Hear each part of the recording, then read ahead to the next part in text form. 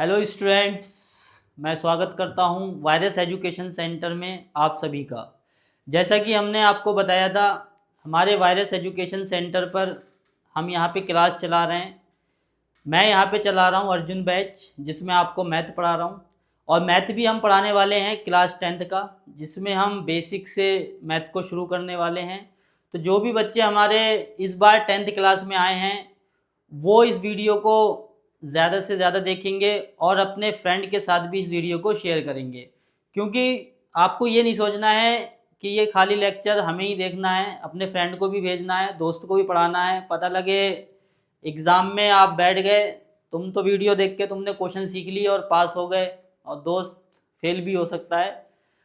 तो बेटा अपने साथ साथ अपने दोस्त की भी चिंता करनी है। सच्चा दोस्त वही है जो अपने साथ साथ अपने दोस्त की भी चिंता करे, उसको भी अपने हाथ पकड़ के साथ में लेकर सफलता में हिस्सेदार बनाए। तो आज का लेक्चर मैंने कहा था, कल ही बताया था, हम शुरू करने वाले हैं the first chapter real number. तो आज मैं आपके लिए रियल नंबर लेके आया हूँ। चैप्टर का नाम है रियल नंबर्स और ये क्लास 10th का फर्स्ट चैप्टर है जिसको हम शुरू करने वाले हैं। रियल नंबर में मैंने बताया था कि इसमें सबसे पहले हमें समझना होगा नंबर्स के बारे में। नंबर्स क्या होते हैं, कैसे क्या नंबर हैं, इसके बारे में हम डिस्कशन करेंगे और इसको समझेंगे। तो सारे बच्चे ज़्यादा से ज़्यादा इसको शेयर कर देंगे अपने फ्रेंड्स में, अपने ग्रुप में, ताकि ज़्यादा से ज़्यादा बच्चे हमसे जुड़ पाएँ और हमारे लेक्चर को देख पाएँ। अगर आप हमारा लेक्चर पहली बार देख रहे हो तो प्लीज़ हमारे चैनल को सब्सक्राइब भी कर दें, और अगर सब्सक्राइब कर दिया है तो एक लाइक का बटन भी दबा दें। चलिए शुरू करते हैं हमारा चैप्टर रियल नंबर। तो रियल नंबर पढ़ने से पहले हमें समझना पड़ेगा नेचुरल नंबर। नेचुरल नंबर क्या होते हैं? तो बच्चों, हमसे कभी भी कहा जाता है please count the numbers, please count the student. कभी भी हमसे कहते हैं कि क्लास में कितने बच्चे हैं गिनो, या बंडल में कितनी स्टिक हैं गिनो। तो हम उन्हें गिनना शुरू करते हैं, और जब हम उन्हें गिनना शुरू करते हैं तो हमारी गिनती शुरू होती है 1 से। 1 2 3 4 5, और इस तरीके से हम काउंट करके बता देते हैं कि हमारी क्लास में इतने बच्चे हैं। तो वही है नेचुरल नंबर। क्या है? काउंटिंग नंबर्स हैं। जो नंबर्स हम काउंटिंग में यूज करते हैं वो हमारे क्या होते हैं? नेचुरल नंबर होते हैं। Counting numbers are called natural number. तो जो नेचुरल नंबर हैं वो अगर हमसे पूछे जाएं तो वो हमारे क्या हैं? Counting numbers. तो counting numbers are called natural number. ये नंबर्स के बारे में जानकारी आपके पास होना चाहिए, क्योंकि जो अपकमिंग चैप्टर्स हैं उसमें क्वेश्चंस कई बार आ जाते हैं नेचुरल नंबर से रिलेटेड और होल नंबर से रिलेटेड। तो हमें पता होना चाहिए कि नेचुरल नंबर क्या है। तो counting numbers are called natural number. तो हम यहाँ पे लिख दिया मैंने, counting numbers are called natural number. इस हिसाब से अगर मैं स्मॉलेस्ट नेचुरल नंबर की बात करूं तो क्या होगा? तो स्मॉलेस्ट नेचुरल नंबर होगा 1। 1 क्यों होगा? क्योंकि शुरुआत ही 1 से की है। तो स्मॉलेस्ट नेचुरल नंबर क्या होने वाला है? 1 होने वाला है। अगर आपसे पूछा जाए what is the largest natural number, तो आप नहीं बता सकते, बिकॉज काउंटिंग कभी एंड नहीं होती, काउंटिंग कंटिन्यूसली चलती रहती है, इसलिए लार्जेस्ट नेचुरल नंबर भी नहीं होता। उसके बाद आता है हमारा होल नंबर। होल नंबर क्या है? If we include the zero with natural number. अगर हम नेचुरल नंबर के साथ जीरो को भी मिला दें तो वो क्या बन जाते हैं? होल नंबर बन जाते हैं। तो होल नंबर क्या है? Natural number together with zero. Natural number together with zero. अगर हम कहते हैं कि natural numbers together with zero, zero के साथ अगर हम नेचुरल नंबर के साथ किसको मिला दें? जीरो को मिला दें, तो natural numbers together with zero are called whole number. तो यानी कि नेचुरल नंबर में अगर जीरो को मिला दिया जाए तो वो क्या बन जाता है? होल नंबर बन जाता है। अब होल नंबर क्या है? स्मॉलेस्ट होल नंबर की बात करें तो क्या होगा? Smallest whole number is zero. Zero is the smallest whole number. तो हम जब भी होल नंबर की शुरुआत करेंगे तो हम जीरो से शुरू करेंगे, या हम ये भी कह सकते हैं the number which start from the zero and never end, it's called whole number. तो वो हमारे क्या होते हैं? होल नंबर होते हैं। ठीक है। उसके बाद आता है हमारा इंटीजर्स। इंटीजर्स क्या है? तो if we include the negative of natural number with whole number, तो हमारा क्या आ जाता है? इंटीजर्स आ जाता है। ठीक है। तो इसको हम समझ लेते हैं। इंटीजर्स का मतलब क्या है? इंटीजर्स हो जाता है हमारा whole number together with whole numbers together with negative of natural number, negative of natural number. तो whole number together with negative of natural number become the integers. Integers में आपके क्या आ जाते हैं, -1 -5, मतलब जितने भी नेगेटिव ऑफ नेचुरल नंबर हैं वो भी इसमें आ जाते हैं। इंटीजर्स का मतलब सारे नेगेटिव नंबर्स, सारे पॉजिटिव नंबर इसमें इंक्लूड हो जाते हैं, ठीक है। और यहाँ पे जो इंटीजर्स होता है, you don't have the largest integer and you don't have the smallest integer. क्योंकि हम बात करें, अगर हम यहाँ से शुरू करेंगे 1 2 3 4, तो counting will not be end, so there is no largest integer. अगर हम इसको पीछे को जाएंगे तो 0 -1 -2 -3, और ये भी कभी एंड नहीं होगा, तो ये हमारे इंटीजर्स हैं। फिर आता है रेशनल नंबर्स, जो कि आपने क्लास 9 में पढ़े थे। The numbers which can be represent in the form of p upon q is called rational number. ऐसे नंबर जो p अपॉन q की फॉर्म में लिख दिए जाते हैं तो उन्हें हम क्या बोलते हैं, रेशनल नंबर बोलते हैं। जैसे हमारा 5/7 है, ये आपका रेशनल नंबर है। अगर मैं बात करूं 6, क्या 6 रेशनल नंबर है? बिल्कुल रेशनल नंबर है, क्योंकि यहाँ पे 1 आ सकता है। तो सारे नंबर लगभग रेशनल नंबर होते हैं जो भी आप तक आज तक आपने पढ़े हैं, क्योंकि the number which can be represent in the form of p upon q and where q not equal to 0, q 0 नहीं होगा तो वो हमारा क्या होगा, रेशनल नंबर हो जाएगा। तो आई होप आपको ये समझ आ गया होगा। इनकी सिर्फ आपको थोड़ी सी नॉलेज होनी चाहिए, ये आपका इतना नहीं कि हम इसको ज़्यादा समझें या इसको समझें कि क्या है ये, बस हमें ये पता होना चाहिए नेचुरल नंबर में हमें काउंटिंग नंबर इंक्लूड करने हैं, और होल नंबर्स में नेचुरल नंबर के साथ 0 को मिक्स कर देना है। इसी तरीके से इंटीजर्स, और इसी तरीके से हमारा क्या है, rational number. Rational number are those numbers which can be represent in the form of p upon q। उसके बाद हमारे चैप्टर का नाम है रियल नंबर, तो हम इसी को पढ़ेंगे। मोस्ट इंपोर्टेंट हमारे लिए यही है कि रियल नंबर्स क्या है, रियल नंबर्स। सो रेशनल और rational and irrational number together are called real number. तो मैं यहाँ इसकी डेफिनेशन लिख देता हूँ। Rational and rational numbers and irrational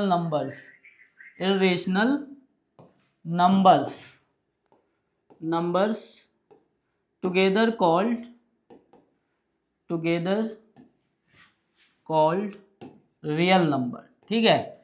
यानी कि जो रेशनल और इरेशनल नंबर है दोनों को मिक्स करा दिया है, तो इसको अब आप ऐसे भी समझ सकते हैं, the combination of rational and irrational number is called real number. तो ये दोनों ही नंबर क्या है, रियल नंबर है। अगर मैं बात करूं कि जो रेशनल नंबर होते हैं क्या वो रियल नंबर होते हैं, तो बिल्कुल all rational numbers are real number. इसी तरीके से अगर मैं कहूं कि सारे इरेशनल नंबर क्या रियल नंबर होते हैं, तो अब भी आप कह दोगे yes, all irrational number are real number because the combination of rational और irrational is called real number. इसका मतलब ये है स्टूडेंट्स कि आपका जो नंबर है चाहे रेशनल हो चाहे इरेशनल हो, वो रियल तो होगा ही होगा, ठीक है। तो रियल नंबर आपको समझ आ गया होगा क्या होते हैं। तो रियल नंबर हमने समझ लिए, rational number and irrational number together are called real number. तो ये जो आपने रेशनल और इरेशनल है क्लास 9 में इनको पढ़ लिया था, आपने इनको समझ लिया था कि नंबर लाइन पे कैसे रिप्रेजेंट करना है, इनको ऐड कैसे करना है, सब्ट्रैक्ट कैसे करना है, मल्टीप्लाई कैसे करना है, ये सब आपने 9th क्लास में सीख लिया था। फिर भी जब हमें क्वेश्चन में इसकी जरूरत पड़ेगी कि इनको कैसे ऑपरेट करना है, तो वाइल द सॉल्विंग क्वेश्चन आपको डीपली बता दिया जाएगा, बेसिक से बता दिया जाएगा कि इनका ऑपरेशन यानी कि इनका सॉल्यूशन कैसे होता है, यानी कि मल्टीप्लाई कैसे करते हैं, ऐड कैसे करते हैं और सब्ट्रैक्ट कैसे करते हैं, ठीक है। तो आगे बढ़ते हैं हम। आगे हमारा है prime numbers. Prime number is very important, क्यों? बिकॉज यहाँ पे आपको सिखाया जाएगा HCF एंड LCM, क्योंकि क्लास 10th में जो फर्स्ट एक्सरसाइज है उसमें हमारा HCF और LCM से रिलेटेड क्वेश्चन पूछे जाते हैं। तो उसके लिए हमें सबसे पहले समझने होंगे कि प्राइम नंबर क्या है, तभी हम HCF और LCM को समझ सकते हैं, ठीक है।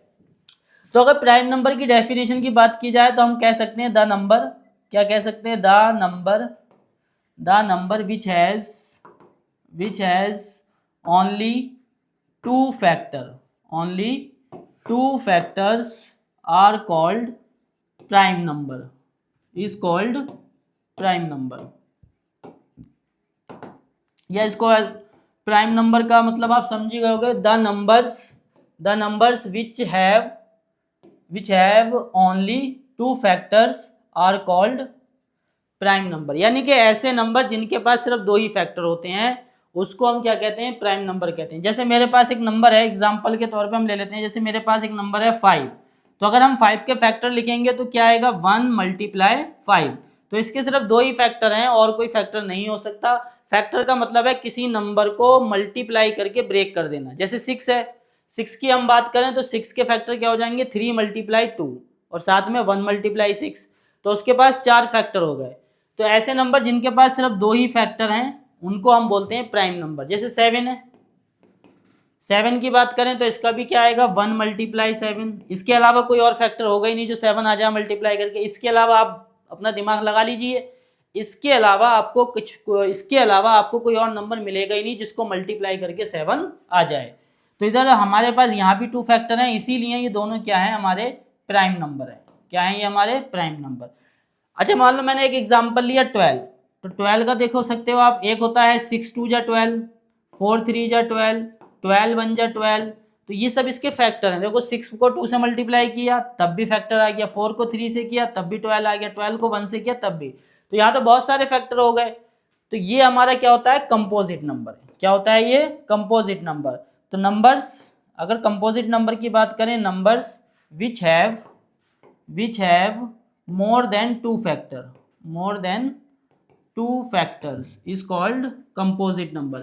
ऐसे नंबर जिनके फैक्टर 2 से ज्यादा हैं तो वो हो जाएगा आपका कंपोजिट नंबर। और ऐसे फैक्टर जिसके ऐसे नंबर जिसके सिर्फ 2 ही फैक्टर हैं वो हो जाएगा प्राइम नंबर। ठीक है, तो प्राइम नंबर मतलब सिर्फ 2 फैक्टर, कंपोजिट नंबर मतलब 2 से ज्यादा फैक्टर। तो अगर मैं कोई भी नंबर लिखूं यहाँ पे, जैसे मैंने 24 लिखा और मैंने पूछा बताइए प्राइम है कि कंपोजिट, तो आप इसके फैक्टर करके देख लो। तो आप कहोगे 12 × 2 = 24 भी होता है सर, 8 × 3 = 24 भी होता है, 6 × 4 = 24 भी होता है।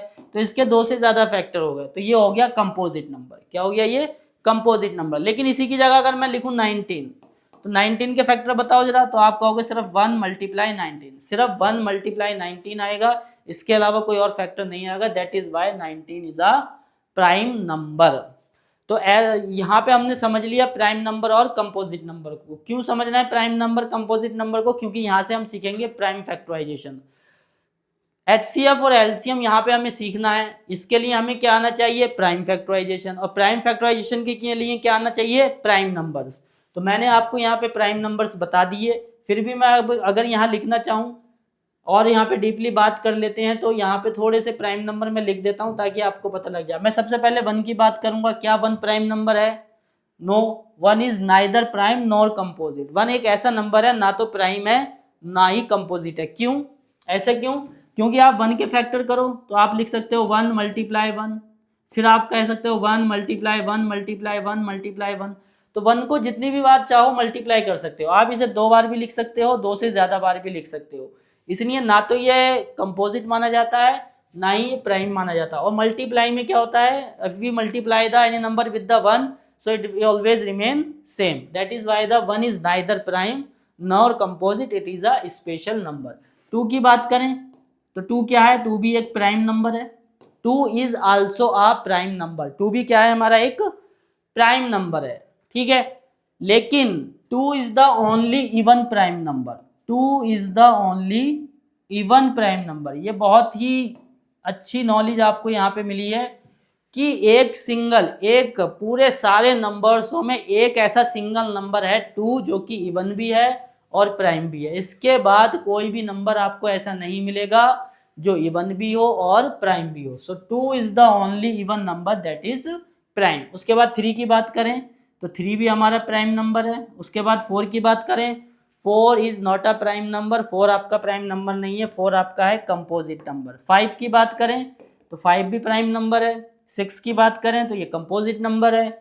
7 prime number, 8 composite number, 9 composite, 10 composite, 11 prime number, 12 composite, 13 prime, 14 composite, 15 composite, 16 composite, 17 prime.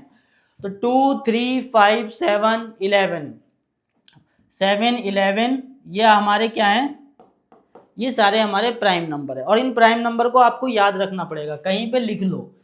इन प्राइम नंबर्स को कहीं पे लिख लो, भूल जाओगे, क्योंकि प्राइम नंबर्स की बहुत जरूर हमें इसको याद रखना है और आगे फैक्टराइजेशन में ये हमें बहुत ज़्यादा काम आने वाले हैं। तो मैं फिर से लिख देता हूँ 2, 3, 5, 7, 11, 13, 17, 19, 23, 29, 31, ओके 31 के बाद आपका आ जाता है 37, 41। इस तरीके से ये प्राइम नंबर चलते रहते हैं। इनका यूज़ क्या होने वाला है, जब हम फैक्टराइजेशन करेंगे तो हम ट्राई करेंगे सबसे पहले 2 से, फिर 3 से, फिर 5 से, तो जिससे हमारा डिवाइड हो जाएगा, जिससे भी कोई भी नंबर डिविजिबल रहेगा उससे हम यहाँ पे करने वाले हैं। तो ये आप कहीं पे लिख लो prime number, that is important, क्योंकि बाद में आपको पता नहीं लगेगा कि प्राइम नंबर क्या है। ठीक है, वैसे तो आपको ये पता लग ही गया कौन से नंबर प्राइम है और कौन से नंबर कंपोजिट है। ठीक है, आगे बढ़ जाते हैं। आगे हमारा द फंडामेंटल थ्योरम क्या है, हमारा the fundamental theorem of arithmetic. ये फंडामेंटल थ्योरम क्या है, तो यहां से हम सीख लेते हैं। मैंने अभी बताया था, ये देखो लिखा हुआ है, every composite number can be expressed as a product of primes. कोई भी अगर हमारे पास कोई भी नंबर जो कि कंपोजिट है उसको हम एक्सप्रेस कर सकते हैं प्रोडक्ट ऑफ प्राइम। जैसे एग्जांपल ले लेते हैं, मेरे पास है 27, तो अगर 27 को मैं क्या लिख सकता हूँ, 3 × 3 × 3। तो देखो ये देखो 3 प्राइम नंबर आ गए, 3 × 3 × 3, 3 3 जा 9, 9 3 जा 27। तो यही है हमारा द फंडामेंटल थ्योरम। अगर किसी भी कंपोजिट नंबर को उसके फैक्टर लिखे जाए, कोई भी कंपोजिट नंबर है और उसके फैक्टर फाइंड किया जाए और उन सब फैक्टरों को मल्टीप्लाई कर दिया जाए, तो जो उनका आंसर आता है वो कंपोजिट नंबर ही आता है। इसीलिए यहाँ पे बोला गया है every composite number can be expressed as a product of primes and this expression is unique apart from the order in which they appear. ऑर्डर हमारा ऊपर नीचे हो सकता है, जैसे एग्जाम्पल के तौर पे मैंने लिखा है यहाँ पे, सपोज मैंने यहाँ पे लिख लिया 27 नहीं लिख रहे हैं, यहाँ पे मैंने लिख लिया 54। अब 54 के अगर फैक्टर करेंगे तो क्या आएगा, 2 × 3 × 3 × 3, 3 3 जा 9, 9 3 जा 20, 3 3 जा 9, 9 3 जा 27 और 27 × 2 क्या हो जाता है 54। इसको हम ऐसे भी लिख सकते हैं, और कोई बच्चा हो सकता है पहले 3 लिख दे बाद में 2 लिख दे, तो हम इसको ऐसे भी लिख सकते हैं, हम इसको ऐसे भी लिख सकते हैं 3 × 3 × 2 × 3। मतलब नंबर्स तो वही रहेंगे लेकिन इनका ऑर्डर चेंज हो सकता है, ऑर्डर आगे पीछे हो सकता है, तो ये सब इसके फैक्टर हैं। ठीक है, तो every composite number can be written in the product of prime number, और वो सारा फिक्स होता है, यूनिक होता है, इसमें 3 3 2 और 3 के अलावा कोई और तीसरा नंबर नहीं आएगा, बस इसका ऑर्डर चेंज हो सकता है। ठीक है, तो द फंडामेंटल थ्योरम क्या है कि हम किसी भी नंबर के अगर फैक्टर करें, किसी भी नंबर के क्या करें, फैक्टर करें, तो जो फैक्टर आते हैं वो यूनिक आते हैं। ऐसा नहीं है कि कभी किसी और बच्चे ने करे तो दूसरा आ जाए, मैंने करे तो दूसरा आ जाए। ये जो फैक्टर होते हैं यूनिक होते हैं। जैसे मुझे इसका फैक्टर करने हैं, मैं यहाँ पे फैक्टर की बात कर लेता हूँ सबसे पहले, फिर मैं आपको बताऊंगा फंडामेंटल थ्योरम। यह है प्राइम फैक्टराइजेशन। फैक्टर करने के लिए आपको इस तरीके से सिनेरियो बनाना पड़ता है एक। अब इसको हमें डिवाइड करना है। डिवाइड करने के लिए मेरे पास कोई नंबर नहीं है, एक ऐसा नंबर उठाना है जिससे ये डिवाइड हो जाए, एक ऐसा नंबर उठाना है जिससे ये डिवाइड हो जाए। किससे डिवाइड होगा, हम चेक करेंगे पहले इसको प्राइम नंबर से, पहले इसको 2 से चेक करेंगे। डिविजिबल का मतलब है कि जब मैं इसको डिवाइड करूं तो रिमाइंडर 0 आना चाहिए, रिमाइंडर 0 के अलावा कोई और नंबर ना हो। तो सबसे पहले मैं इसको किससे ट्राई करूंगा, 2 से। चलो 2 से ट्राई कर लेते हैं, इसको डिवाइड करते हैं, 4 0 9 5 को 2 से डिवाइड करते हैं। सो 2 2 जा 4 0, फिर 0 आ जाएगा, तो 2 0 जा 0, फिर 9 आ जाएगा, 2 4 जा 8, 9 - 8 1 हो जाएगा, 2 7 जा 14, तो आंसर आ गया 1। तो बस यही रिमाइंडर 1 नहीं आना चाहिए था। अगर ये 1 आ रहा है तो हम इसको 2 से डिवाइड नहीं कर सकते। तो क्या हम इसको ऐसे करके चेक करेंगे, हर बार डिवाइड करेंगे? इतना टाइम होता है हमारे पास कि हम चेक करें कि किससे डिविजिबल है? तो इतना टाइम हमारे पास एग्जाम में नहीं होता। तो हम क्या करेंगे इसके लिए कुछ ट्रिक होती है जो कि आपको याद करनी है, मैं बता देता हूं आपको। अगर कोई भी आपका इवन नंबर है, इवन नंबर तो सारे बच्चे जानते होंगे, इतना तो सीख ही लिया होगा आपने स्कूल में। Even numbers which are divisible by 2, ऐसे नंबर जिनके लास्ट में 2 4 6 8 0 आता है, 2 4 6 8 0 आता है, उन्हें इवन नंबर करते हैं। तो अगर जब भी आपके पास इवन नंबर है, आप किससे डिवाइड करेंगे? 2 से। ये नियम है, रूल है, याद कर लो। जब भी आपके पास इवन नंबर आएगा आप किससे डिवाइड करेंगे? 2 से। किससे डिवाइड करेंगे? 2 से। ठीक है, उसके बाद जब आपके पास इवन नंबर नहीं है तो फिर, अब जब इवन नंबर नहीं है वो तो 2 से डिवाइड होगा नहीं, तो फिर आपको डिजिट को देखना पड़ेगा। अगर डिजिट में लास्ट डिजिट 5 या 0 है, अगर किसी की लास्ट डिजिट 5 या 0 है तो वो नंबर 5 से डिविजिबल हो जाता है। किसी की भी लास्ट डिजिट 5 या 0 है तो वो नंबर किससे डिविजिबल हो जाता है? 5 से डिविजिबल हो जाता है। तो ये 5 से पता लग गया, मुझे पता लग गया कि कोई भी नंबर 5 से कब डिविजिबल होगा? जब उसकी लास्ट डिजिट यानी कि यूनिट डिजिट क्या होगी? 0 और 5 होगी। अच्छा, 3 से मुझे कैसे पता लगेगा कि कौन सा नंबर 3 से डिविजिबल है? तो कोई भी नंबर जो मेरे पास लिखा हुआ है, जैसे मान लो 1 2 3 लिखा है, तो इसका डिजिट का सम कर लो। 3 + 2 6, 6 + 3 + 2 5, 5 + 1 6, तो इसका सम 6 आ गया। अगर डिजिट का सम 3 से डिविजिबल है तो नंबर भी आपका क्या होगा? 3 से डिविजिबल होगा। नंबर भी आपका क्या हो जाएगा? 3 से डिविजिबल हो जाएगा। तो इसको देख लेते हैं। ठीक है, तो इस तरीके से हम इसको देख सकते हैं। अगर नंबर आपका 5 0 है तो 5 से डिविजिबल रहेगा। 3 से क्या है? डिजिट का सम, जो डिजिट्स लिखी हुई हैं उनका सम अगर 3 से डिविजिबल है तो नंबर भी 3 से डिविजिबल हो जाएगा। तो ये 3 से हो गया, 2 से हो गया, 5 से हो गया। ठीक है, उसके बाद आपको 11 से चेक करने के लिए डायरेक्ट डिवाइड करना पड़ेगा। 80% नंबर्स ज़्यादातर 2 3 5 से डिविजिबल हो जाते हैं। 20% नंबर के लिए हमें क्या चाहिए? अपर नंबर चाहिए, जैसे 13 है, 17 है, 19 है, 23 है, इनसे भी डिविजिबल होता है क्लास 10th में। हम इतनी छोटी क्लास में नहीं है कि हमें छोटे छोटे फैक्टर आएंगे, हमारे लिए बड़े बड़े फैक्टर आते हैं, तो उसके लिए हमें चेक करना पड़ेगा। लेकिन मैंने फिर भी जो मोस्ट कॉमन जिससे हम डिवाइड करते हैं, 2 3 5 से ज़्यादा डिवाइड करते हैं, तो उनकी ट्रिक बता दी। तो यहाँ पे देखो लास्ट में 5 है, तो इसका मतलब ये किससे डिविजिबल होगा? 5 से डिविजिबल होगा। तो 5 8 जा 40, 5 1 जा 5 और 5 9 जा 45। कैसे हुआ देखो, कैसे हुआ देखो, यहाँ पे हमने इसको डिवाइड किया है। क्या किया है? मैंने इसको डिवाइड किया है। 5 8 जा 40, 0 आ गया, 9 आ गया, यहाँ पे 5 1 जा 5, 4 आ गया, 45 हो जाएगा, 5 9 जा 45, 0 हो गया। तो बच्चे ये वाला जो माइंड, ये वाला जो वर्क है, ये हमें अपने दिमाग के अंदर रखना है, माइंड में सोचना है, और जो आंसर है वो ये आएगा। ये वाला हमारा आंसर है, और ये सारा सिनेरियो, ये सारी प्रोसेसिंग, ये सारी कैलकुलेटिंग हमारे दिमाग में चलेगी। आपको अपने दिमाग को क्या रखना है? एक्टिव रखना है। ठीक है, तो ये फैक्टर है। इस तरीके से होप सबको पता लग गया होगा कि फैक्टर कैसे करते हैं। फिर यहाँ से अब लास्ट में आप चेक करो, हमने इसको डिवाइड कर लिया। 5 8 जा 40 और 5 1 जा 5, 5 9 जा 45। अब देखो ये इवन तो रहा नहीं, ये कैसा हो गया? ऑड। अब ऑड रहा है तो मैं एक बार इसकी डिजिट का सम, जो इनका सम है उन्हें काउंट कर लेता हूँ। 9 + 1 10, 10 + 8 18, और 18 3 से डिविजिबल होता है, इसलिए ये नंबर भी 3 से डिविजिबल हो जाएगा। 3 2 जा 6, 2 बचेगा, 21 हो जाएगा। 3 7 जा 21, 3 3 जा 9। ठीक है, फिर से देखो 3 से डिविजिबल होगा, क्योंकि जो डिजिट का सम है वो किससे डिविजिबल है? 3 से। 7 + 3 10, 10 + 2 12, फिर से 3 से हो जाएगा। 3 9 जा 27, 3 1 जा 3। अब किससे हो जाएगा? ये 7 से। 7 1 जा 7, 7 3 जा 21, फिर हो जाएगा ये 13 से। तो इस तरीके से हम फैक्टर करते हैं। अब बच्चों, जिन बच्चों को फैक्टर आते हैं वो तो बड़ा बोर समझते होंगे लेक्चर को, सोचते होंगे यार क्या सर ये पीछे क्लास 6 का या 7th का पढ़ा रहे हैं। तो बेटा घबराना नहीं है, यहाँ पे मैं आपको सिखा रहा हूँ फैक्टर कैसे करने हैं। मेरा एक्सपीरियंस है, जो भी मैंने आज तक पढ़ाया उस एक्सपीरियंस से मैं कह सकता हूँ कि 70% स्टूडेंट 10th क्लास में ऐसे होते हैं जिनको फैक्टर नहीं आते। तो इसीलिए हम यहाँ पे ऐसा नहीं कि डायरेक्ट क्वेश्चन दें और आपको क्वेश्चंस कराने लगे। हमारा जो मोटो है, हमारा जो विज़न है, हमने जो प्लान बनाया, हमने ये प्लान बनाया कि वो बच्चा जो बिल्कुल ज़ीरो पे है वो भी हमारे साथ आगे मैथ को कवर कर सके। ठीक है, इसलिए मैं यहाँ पे आपको ये प्राइम फैक्टराइजेशन पढ़ा रहा हूँ। तो कोई भी बच्चा जिनको प्राइम फैक्टर आते हैं, कुछ बच्चे ऐसे भी होंगे जो बहुत एक्सपर्ट होंगे, तो वो ये ना सोचें कि लेक्चर बहुत ज़्यादा बोरिंग हो रहा है, आगे हम बहुत अच्छा उनके लिए भी करने वाले हैं। तो यहाँ पे मैंने इसके फैक्टर कर लिए। अब ये जो फैक्टर आए 5 3 3 7 13, ठीक है, ये इसके क्या होगा? फैक्टर होगा। अगर मैं इनको वापस से क्या कर दूं? मल्टीप्लाई कर दूं आपस में सबको, वापस से सबको आपस में मल्टीप्लाई कर दूं तो मुझे आंसर मिलेगा 4095। तो फैक्टर करने का तरीका यही है। क्या तरीका है? कि आपको सबसे पहले अगर इवन नंबर है तो 2 से डिवाइड कीजिए, अगर इवन नहीं है तो आप चेक करो कहीं लास्ट में 5 और 0 तो नहीं है।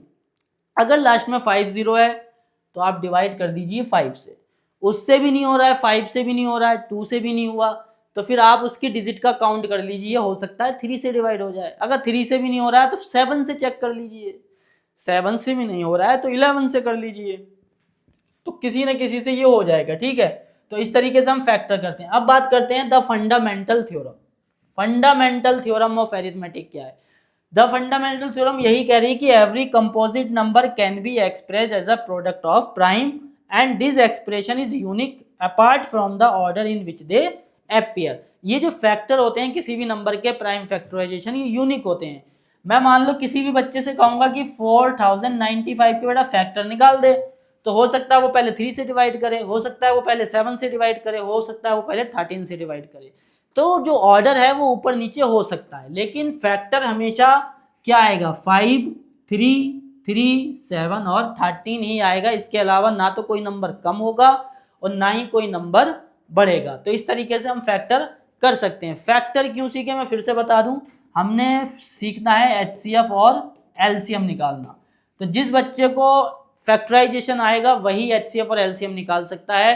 अब पता लगे मैं यहाँ HCF LCM सिखा रहा हूँ, बच्चों को फैक्टराइजेशन का ही पता नहीं है, तो इसलिए पहले हम फैक्टराइजेशन सीख लेते हैं। कुछ और क्वेश्चन करते हैं फैक्टराइजेशन के, तभी हम उसके बाद HCF और LCM की बात करेंगे, ठीक है। तो होप एक बात और बता देता हूँ मैं यहाँ पे, थोड़ा सा दोबारा से इसके फैक्टर करता हूँ और एक बात और बताता हूँ, एक अच्छी बात और बताता हूँ, इसको भी समझते चलें। 5 से किया हमने, 5 8 जा 40, 5 1 जा 5, 5 9 जा 45, 3 2 जा 6, 3 7 जा 3, 3 9 जा 3 9 जा, फिर यहाँ पे आ जाएगा 7 आ जाएगा भाई, यहाँ पे यहाँ क्या आ जाएगा 7, यहाँ आ जाएगा 7, ठीक है 7 हो जाएगा, यहाँ पे गड़बड़ हो गया, 7 कर लेते हैं इसको, ठीक है 7, तो यहाँ पे आ जाएगा 7 1 जा 7, 7 3 जा 13, 1 जा 13। ये इस तरीके से हमारा फैक्टर आ गया। देखो यहाँ पे एक चीज क्या होती है, अब ये जो इसके फैक्टर आए हैं, ये जितने भी फैक्टर हैं ये सब इससे क्या होंगे? डिविजिबल होंगे। 4095 क्या होगा? सबसे डिविजिबल होगा। ये 5 से भी डिविजिबल होगा, ये 3 से भी डिविजिबल होगा, और ये वाला भी 3 से डिविजिबल होगा, और ये भी आपका क्या है? 3 से डिविजिबल होगा, ठीक है। तो ये आपका क्या होने वाला है? डिविजिबल होने वाला है। अगर मैं 4095 को कहूं ये किससे डिविजिबल होगा, ये किससे डिविजिबल होगा, तो आपका जो ये 4095 है ये 5 से भी डिविजिबल होगा, 3 से भी, और इस वाले 3 से, 7 से और 13 से, ठीक है। क्योंकि जो नंबर हम फैक्टर करने के बाद जो भी नंबर आते हैं, जैसे यहाँ पे आया 5, 3, 7 और 13, तो ये नंबर 5 से भी डिविजिबल होगा, 3 से 2 बार डिवाइड हो जाएगा। अगर आप इसको 2 बार डिवाइड करेंगे उससे ज़्यादा बार नहीं होगा। तो कोई भी नंबर किसी से डिविजिबल है, इसको भी चेक करने के लिए क्या होना चाहिए कि वो नंबर उसका फैक्टर होना चाहिए। कोई भी नंबर अगर किसी भी नंबर का फैक्टर है तभी वो इससे डिविजिबल होता है, अदरवाइज वो उससे डिविजिबल नहीं होता। मान लो मैंने 32 को 16 से डिवाइड किया तो मुझे रिमाइंडर में 0 मिल गया, तो इसका मतलब जो 16 है वो 32 का क्या है? फैक्टर है। जो 16 है वो 32 का फैक्टर है। तो हम जब भी दो नंबर को डिवाइड करते हैं और रिमाइंडर 0 मिलता है, तो जो डिवाइजर होता है जिससे डिवाइड कर रहे हैं वो फैक्टर होता है उस नंबर का जिसको हमने डिवाइड किया है, ठीक है। कुछ और डिवाइड के क्वेश्चन देख लेते हैं। यहाँ पे हमारे पास यहाँ पे कुछ क्वेश्चन ले लेता हूँ जिसमें हमें आपको डिवाइड करना होगा, ठीक है। यहाँ पे कुछ डिवाइड के क्वेश्चन ले लेता हूँ, कुछ फैक्टर करने वाले क्वेश्चन ले लेता हूँ जिसमें आप फैक्टर कर सकते हैं, ठीक है।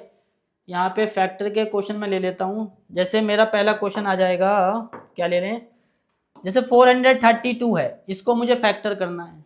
क्या करना है? इसको मुझे फैक्टर करना है। तो देखो यहाँ पे लास्ट में इवन नंबर है, 2 से कर दूंगा। 2 2 जा 4, 2 1 जा 2, 2 6 जा 12, फिर से इवन नंबर आ गया, 2 1 जा 2, 2 8 जा 16, फिर से इवन नंबर आ गया, 2 5 जा 10, 2 4 जा 8, फिर से इवन नंबर आ गया।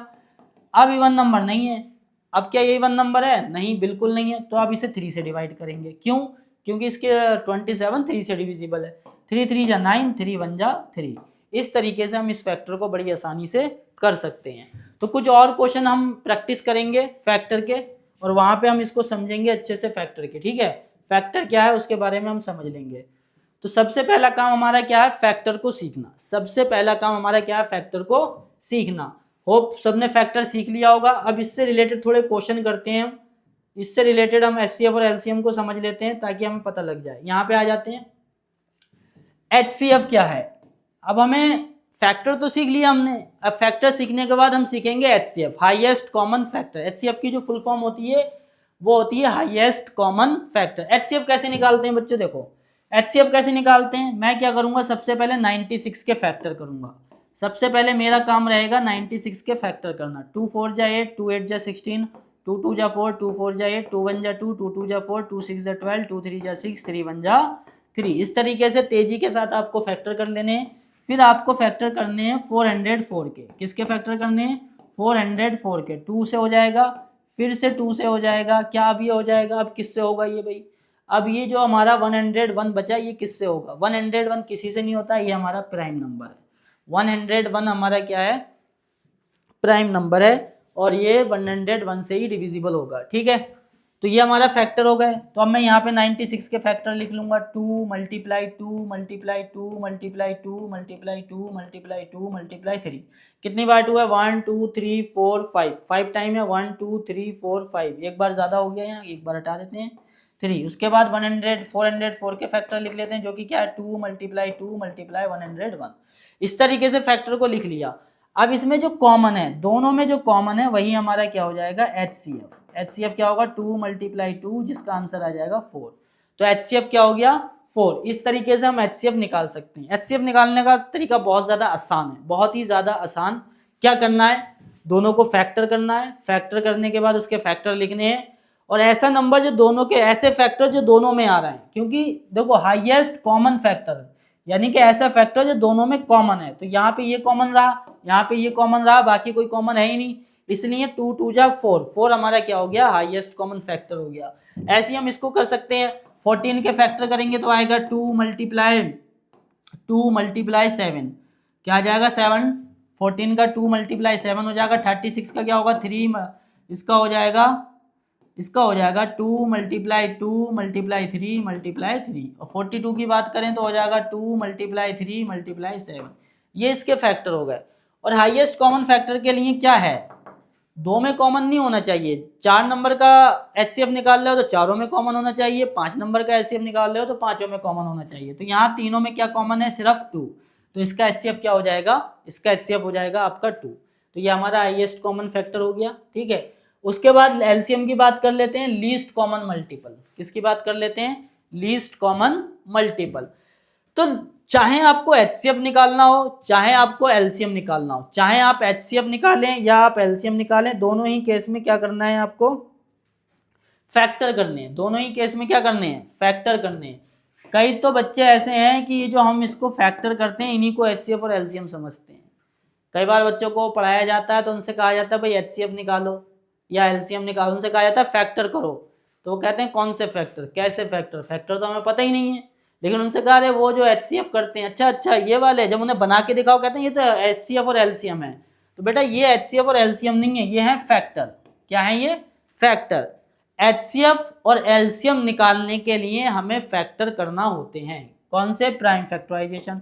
तो हमने ये फैक्टर कर लिए भाई, फैक्टर करा तो हमें ये इसके फैक्टर मिल गए। अब 36 के फैक्टर कर लो। 2 1 जा 2, 2 8 जा 16, 2 9 जा 18, 3 3 जा 9, 3 1 जा 3। अब मुझे इसके फैक्टर लिख लेने हैं।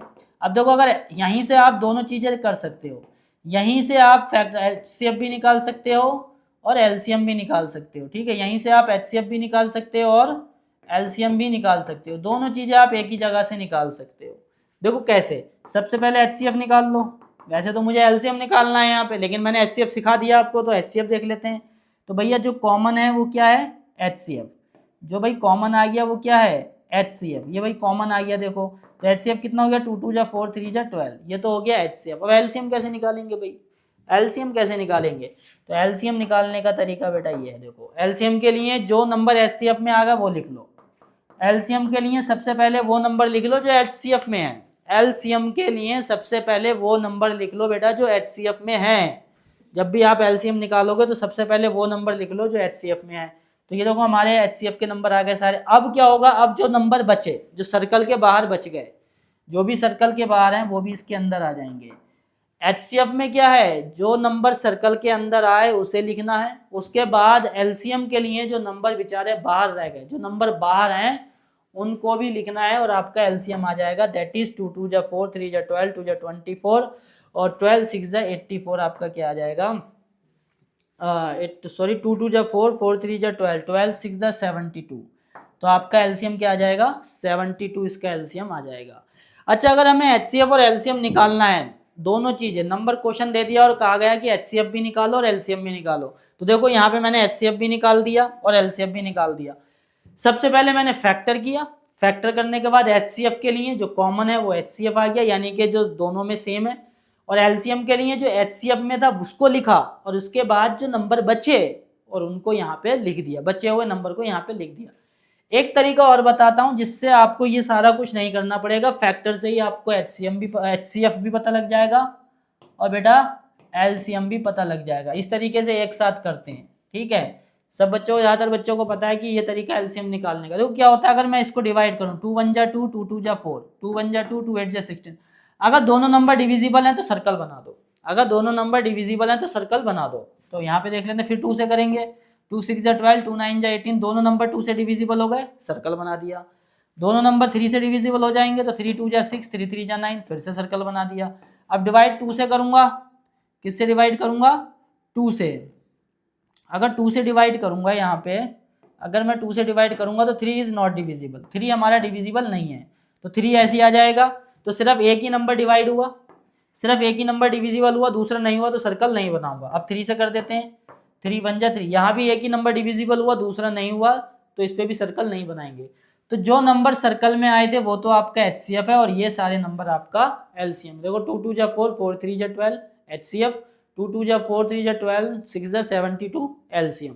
तो इस तरीके से भी आपको एचसीएफ और एलसीएम निकाल सकते हैं। लेकिन कई बार बोर्ड में, जैसे इस बार बोर्ड में एग्जाम आ गया था, find the HCF and LCM by factorisation method, तो आपको इस तरीके से करना है। बहुत ज़्यादा आसान काम है, एचसीएफ और एलसीएम निकालने का कोई मुश्किल काम नहीं है। सबसे पहले आप क्या करें, फैक्टर कर लें, फैक्टर करने के बाद आप क्या करें, जो कॉमन है वो एचसीएफ होता है, और जो कॉमन लेने के बाद भी नंबर बच जाते हैं उनको भी शामिल कर लिया जाए तो क्या हो जाता है, एलसीएम हो जाता है। ये वाला क्वेश्चन आपका होमवर्क है, ये होमवर्क के लिए है। आप इसका एचसीएफ और एलसीएम निकालेंगे। क्या करेंगे आप, इसका एचसीएफ भी निकालेंगे और एलसीएम भी निकालेंगे, और एचसीएफ और एलसीएम निकाल के हमें कमेंट करके बताएंगे कि इसका एचसीएफ और एलसीएम कितना आया, ठीक है।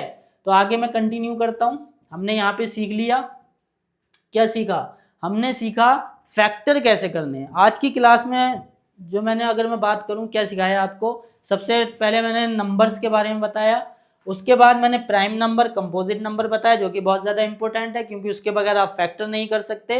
फिर मैंने आपको फैक्टर करना भी सिखाया क्योंकि इसके बगैर आप एचसीएफ और एलसीएम नहीं निकाल सकते। फिर मैंने तरीका बताया कि एचसीएफ और एलसीएम कैसे निकालना है, ये भी हमने सीख लिया।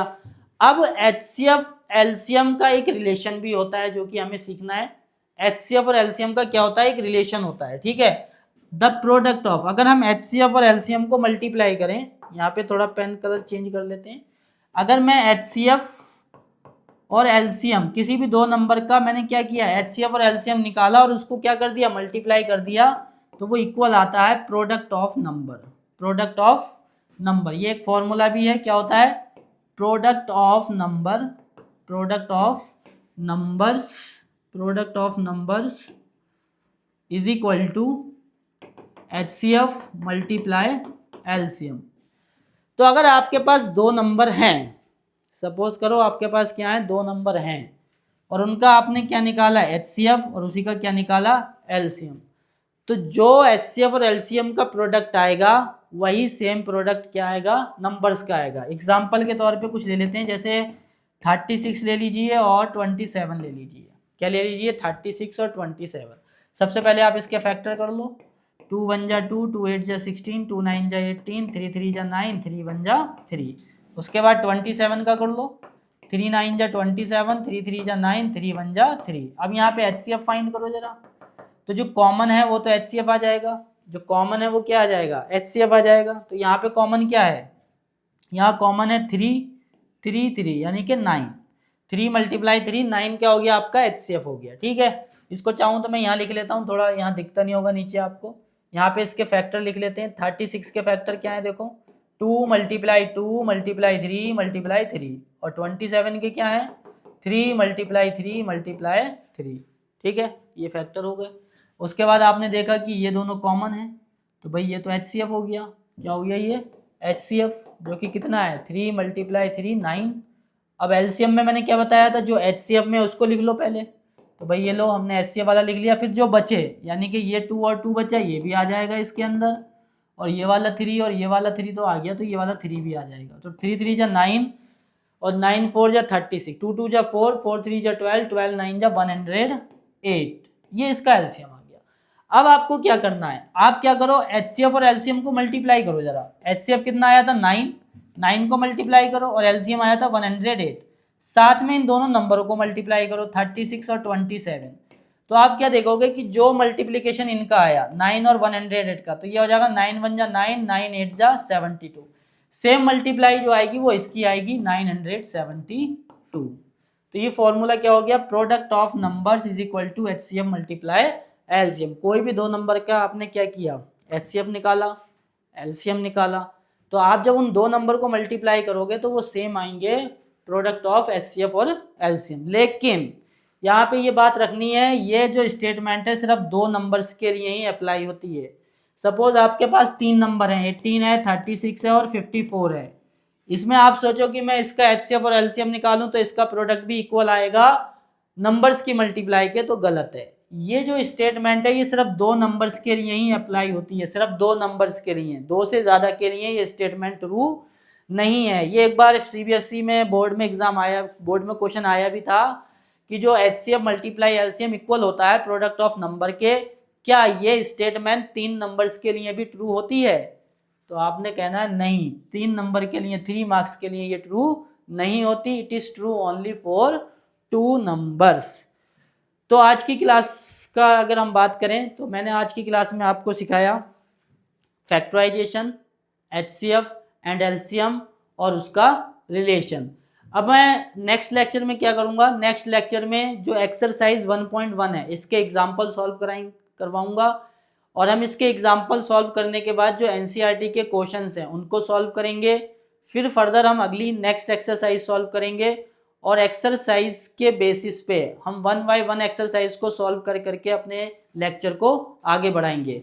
तो आज का जो इस लेक्चर था, जो आज का जो मेन लेक्चर था वो सिर्फ एक्सरसाइज 1.1 के लिए था, क्योंकि एक्सरसाइज 1.1 में आपको सीखना है प्राइम फैक्टराइजेशन। आप अपनी बुक खोलेंगे तो उसमें दिख जाएगा, सबसे पहले प्राइम फैक्टराइजेशन है, HCF और एलसीएम है, और उससे वर्ड प्रॉब्लम से रिलेटेड क्वेश्चंस हैं। ठीक है, तो उसी बेसिस पे आज का जो लेक्चर रहा वो फैक्टराइजेशन का रहा, HCF और एलसीएम का रहा, और होप आपने सीख भी लिया होगा कि हमें फैक्टराइजेशन कैसे करना है, HCF और एलसीएम कैसे करना है।